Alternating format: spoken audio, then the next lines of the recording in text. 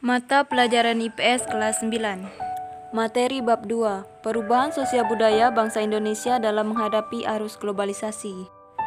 Perubahan sosial adalah perubahan yang terjadi akibat adanya ketidaksesuaian di antara unsur-unsur yang saling berbeda yang ada di dalam kehidupan sosial. Faktor internal penyebab perubahan sosial budaya. Yang pertama, bertambah atau berkurangnya penduduk. Yang kedua, penemuan-penemuan baru. Ketiga, pertentangan atau konflik. Keempat, terjadi pemberontakan atau revolusi di dalam tubuh masyarakat itu sendiri. Faktor eksternal penyebab perubahan sosial budaya. Yang pertama, lingkungan alam fisik yang ada di sekitar manusia. Yang kedua, peperangan. Dan yang ketiga, pengaruh kebudayaan masyarakat lain. Faktor pendorong perubahan sosial budaya. Yang pertama, sikap toleransi terhadap penyimpangan. Kedua, penduduk yang heterogen. Yang ketiga, orientasi ke masa depan. 4. Sistem pendidikan yang maju. Dan yang kelima, sistem stratifikasi sosial yang terbuka. Faktor penghambat perubahan sosial budaya. Yang pertama, rasa takut akan terjadi kegoyahan jika terjadi perubahan. Yang kedua, ikatan adat istiadat dan kebiasaan yang masih kuat. Yang ketiga, prasangka buruk terhadap unsur-unsur asing yang masuk. Keempat, sikap masyarakat yang masih tradisional.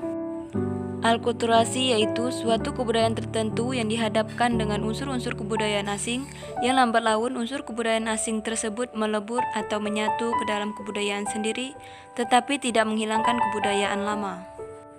Difusi yaitu penyebaran unsur-unsur kebudayaan dari suatu tempat ke tempat lain, dari orang ke orang lain, dari masyarakat ke masyarakat lain.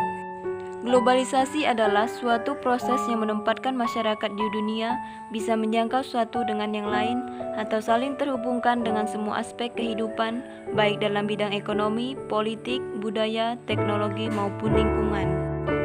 Bentuk perubahan sosial budaya berdasarkan waktu. Yang pertama, perubahan secara lambat atau revolusi yaitu perubahan yang terjadi dengan sendirinya tanpa direncanakan. Yang kedua, perubahan secara cepat atau revolusi yaitu perubahan yang berlangsung dengan cepat yang menyangkut dasar-dasar atau sendi-sendi pokok kehidupan masyarakat. Ciri-ciri globalisasi. Yang pertama, meningkatnya ketergantungan ekonomi antar bangsa. Yang kedua, runtuhnya kedaulatan nasional. Yang ketiga, adanya keterbukaan di berbagai bidang. Dan yang keempat, meningkatnya interaksi budaya antar bangsa. Saluran-saluran globalisasi. Yang pertama, saluran pergaulan. Kedua, saluran ekonomi. Yang ketiga, saluran media hiburan. Dan yang keempat, saluran teknologi. Globalisasi dalam bidang ekonomi merupakan suatu aktivitas ekonomi dan perdagangan secara global dan terbuka. Globalisasi ekonomi berkaitan erat dengan perdagangan bebas. Globalisasi dalam bidang ilmu pengetahuan dan teknologi. Pada dasarnya, ilmu pengetahuan merupakan teori-teori yang dirumuskan secara tetap, sementara teknologi adalah praktik atau ilmu terapan dari teori ilmu pengetahuan. Dampak positif globalisasi. Yang pertama, perkembangan alat komunikasi dan keterbukaan informasi. Yang kedua, berkembangnya dunia pariwisata. Yang ketiga, komunikasi semakin cepat dan mudah. Dan yang keempat, meningkatnya taraf hidup masyarakat. Dampak negatif globalisasi. Yang pertama, individualisme yang semakin tinggi. Yang kedua, kenakalan remaja. Ketiga, pencemaran lingkungan. Keempat, westernisasi. Kelima, demonstrasi. Keenam, kesenjangan sosial ekonomi. Dan yang ketujuh, kriminalitas.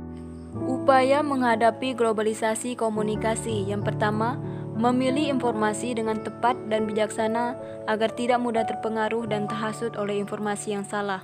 Yang kedua, memilih dan memanfaatkan alat komunikasi secara tepat sesuai fungsi dan kebutuhan. Yang ketiga, memanfaatkan alat komunikasi demi kemajuan masa depan dan tidak menyalahgunakannya. Upaya menghadapi globalisasi budaya. Yang pertama, meningkatkan kualitas nilai keimanan dan moralitas masyarakat.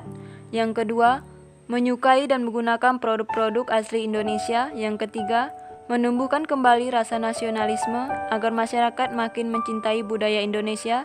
Yang keempat, mempromosikan budaya asli Indonesia ke kancah internasional untuk menumbuhkan rasa cinta budaya Indonesia.